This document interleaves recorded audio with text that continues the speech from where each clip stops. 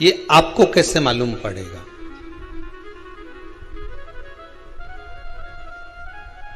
पितृ भूखे हैं, इसका तो वर्णन हमने पहले कर दिया कि रात्रि को जब आप सोने के बाद में 1-1.5 घंटे बाद अगर आपकी नींद खुल जाए, 1 घंटा 1.5 घंटा आप सो लिए, उसके बाद जो नींद खुली तो 1-1.5 घंटे तक अगर आपको नींद नहीं आ रही है, रात्रि को सोने के बाद में 1 घंटे बाद जब उठे तो आपको प्यास लग गई,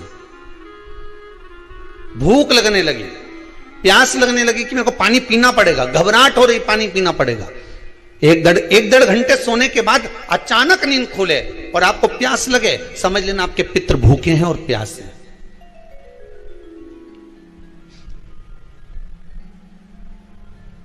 वो भूखे और प्यासे हैं, उनको जल की जरूरत है।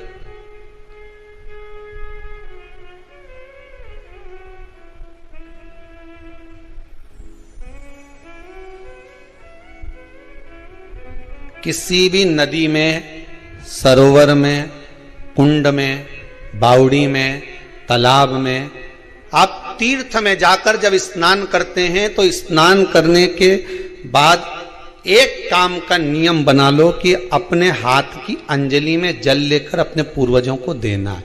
प्यासे रहते हैं, भाग मांगते हैं।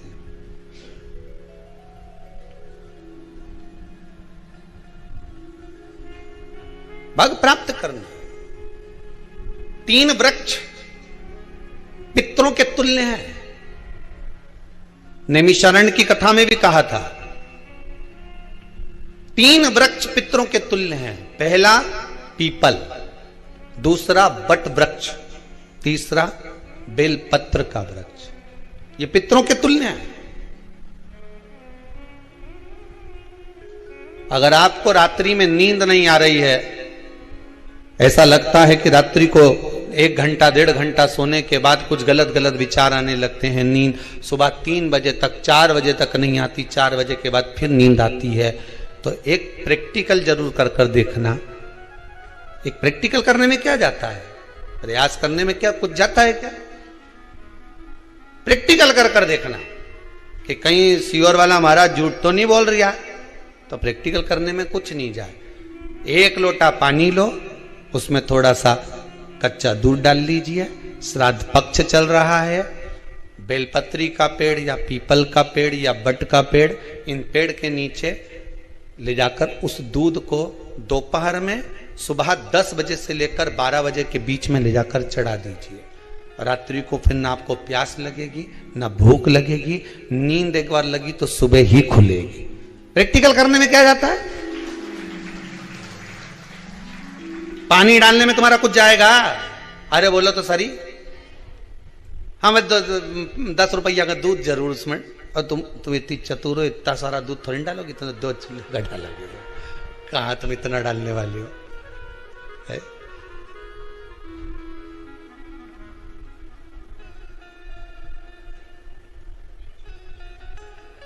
कहा बहुत चतुर लोग हो रहे संसार में हो। भले पूजन पाठ नहीं करे, पर कहीं का एकदम मिलने आ जाए ना, क्या अम्मा जी है क्या पाठ कर रही है, फिर वो भी बैठ गई तुरंत, अभी तो सोई थी,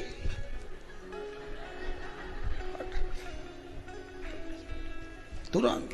क्या पंडित जी हैं क्या, उनसे थोड़ा काम है, अभी माला जप रहे हैं, मालूम पड़े पंडित जी तो आराम से सेव फल खा रहे थे। अब प्लेट सोफा के नीचे घुसे, तुरंत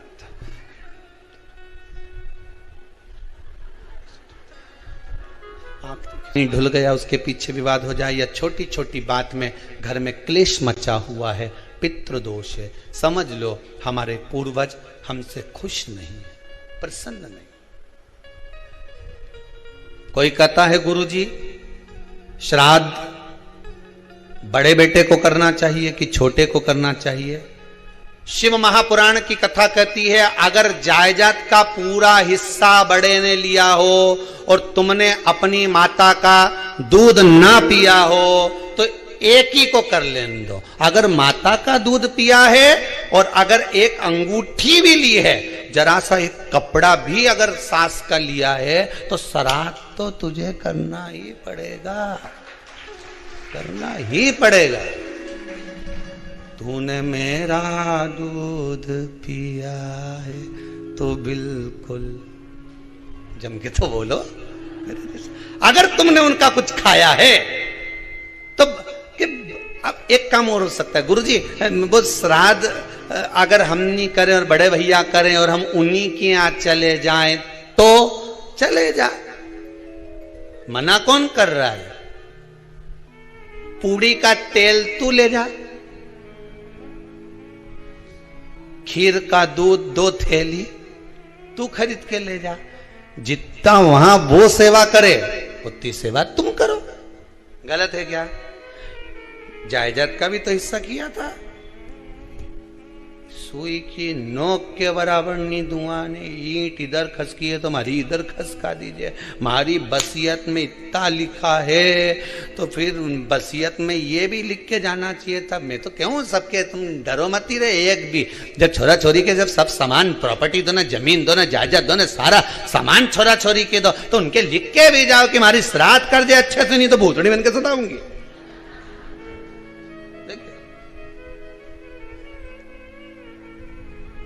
श्राद्ध करो। कितना दिया तुमको? बोलो, ईमानदारी से बोलना, कितना दिया? ढेरों। और एक बात बहुत अच्छे से कहूंगा, आप लोगों के जीवन में उतरे। अगर मायके में भाई, मायके में भाभी, मायके के लोग अगर आपके मां बाप का श्राद्ध नहीं करते हैं तो बेटी भी अपने माता पिता का श्राद्ध कर सकती है।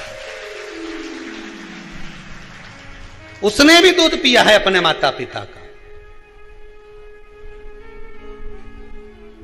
पर वो श्राद्ध का भोजन कौन कराएगा? बेटी का पुत्र हो, बेटी की पुत्री हो, वो कराए। और नाम वो नाना नानी का ले ले, करे। अगर वो नहीं कर रहे हैं, वो नहीं संभालते, वो नहीं जानते, तो आप करो, तो करे। 2 भाग होते हैं। जब एक रोटी गाय के मुख में दी जाती है, गाय के मुख में जब हम रोटी देते हैं, एक रोटी जब देते हैं, या तो गाय के मुख में 16 श्राद्ध में जब रोटी देते हैं तो रोटी को बीच में से तोड़कर, रोटी का जो भाग होता है उसको, मतलब ऊपर से फुलका का परत नहीं निकालना है। रोटी जो सीधी सीधी है ना, जैसे ये रोटी है तो इसको बीच में से तोड़ लिया, 2 भाग विभाजित कर लिया, नीचे वाले भाग में भी थोड़ा सा गुड़ शक्कर रख लिया, ऊपर वाले भाग में भी गुड़ शक्कर रख लिया, एक के ऊपर एक रोटी को रख लिया, वो गाय को दी। तो अपन श्राद्ध पक्ष में 2 पूड़ी का प्रमाण है कि गाय को 2 रोटी दी जाती है, कुत्ता को 2 रोटी दी जाती है। 2 पूड़ी रख के देते भी नहीं देते? आप लोग को तो देते होगे, 2 पूड़ी के ऊपर पूड़ी रखकर, थोड़ा सा मीठा रखकर, नमकीन रखकर, कुत्ते को भी देते, 2 पूड़ी तोड़कर कागा को भी देते। 2 पूड़ी का प्रमाण कहां से आया? 2 भाग रोटी के टुकड़े का प्रमाण कहां से आया? श्राद्ध पक्ष में ही ऐसा क्यों किया जाता है? बाकी के समय पर तो कोई ऐसा 2 पूड़ी का प्रमाण ही नहीं, पर श्राद्ध पक्ष में ये क्यों कहा जाता है कि पूड़ी के ऊपर पूड़ी रख दे, उसमें मीठा रख दे, खीर शक्कर रख दे, गाय को दिया, कुत्ते को दिया, कागा को दिया, ऐसे क्यों कहा जाता है? उसका कारण क्या होता है? उसका केवल एक कारण है, जो नारी ने भोजन का निर्माण करा है, जो घर की बहू भोजन बनाई है, जो घर की बेटी ने भोजन बनाया है, घर की माता ने भोजन बनाया है। महाराज, पिता पुरुष एक कुल को तारता है, बेटी 2 कुल को तारती है। जब श्राद्ध पक्ष में 2 भाग रोटी के कर कर गाय को देती है तो 1 भाग तो उसके ससुराल वालों को मिलता है।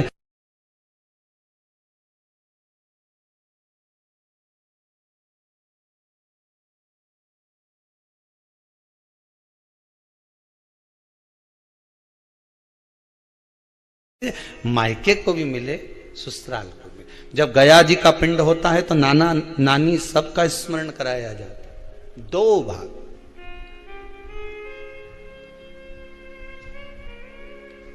पुण्यता प्राप्त।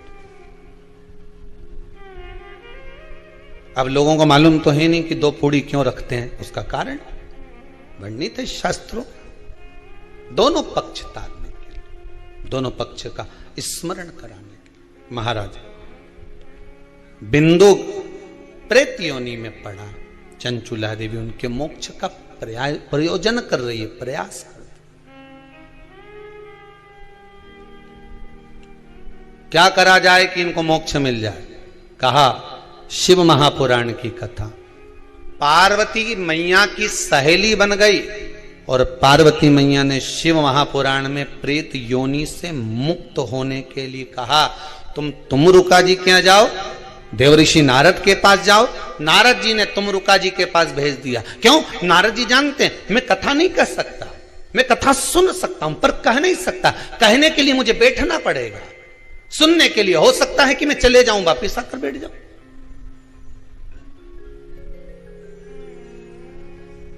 तुमरुका जी से कहा कथा कह दोगे? हां, कहने में क्या दिक्कत है? मेरे पति को प्रेत योनि से मुक्त करना है। तुमरुका जी बोलते हैं केवल तुम्हारा पति प्रेत योनि से मुक्त नहीं होगा। तुमरुका जी ने शिव महापुराण में कहा सुनो चंचुला देवी, केवल एक व्यक्ति शिव पुराण से नहीं तरता, इस बिंदुक जैसे ना जाने कितने प्रेत इस वायुमंडल में घूम रहे होंगे, ना जाने कितने पितर, ना जाने कितने आहूत, ना जाने कितने वासुक इस वायुमंडल में घूम रहे होंगे। तुम्हारा पति तुमको दिखा नहीं, तुम्हारा बिंदुक तुम्हें कभी नजर आया नहीं, फिर कारण क्या था? बस मन में शांति नहीं है। घर में सारा सुख है पर हृदय में शांति नहीं, समझ लो पितृदोष है। क्या करा जाए? फिर क्या करोगे? महाराज हृदय शांति, हृदय शांति। केवल एक अकेला बिंदुक शिव महापुराण की कथा सुनकर नहीं तरेगा। तुमरुका जी कहते हैं जिस समय पर मैं शिव महापुराण की कथा कहूंगा, सुनो चंचुला देवी, इस संसार के इस भूमंडल पर मृत्यु लोक में जितने भी जीव इस संसार सागर में भटक रहे होंगे, शिव महापुराण की कथा सुनकर वो भी तर जाएंगे। ये अकेली बिंदुक को तारने वाली नहीं है। इस मृत्यु लोक में जो विराजमान, आज भी नियम है महाराज, श्राद्ध का भोजन टेबल पर नहीं कराया जाता, श्राद्ध का भोजन ब्राह्मण को कुर्सी पर बिठाकर नहीं कराया जाता, श्राद्ध का भोजन किसी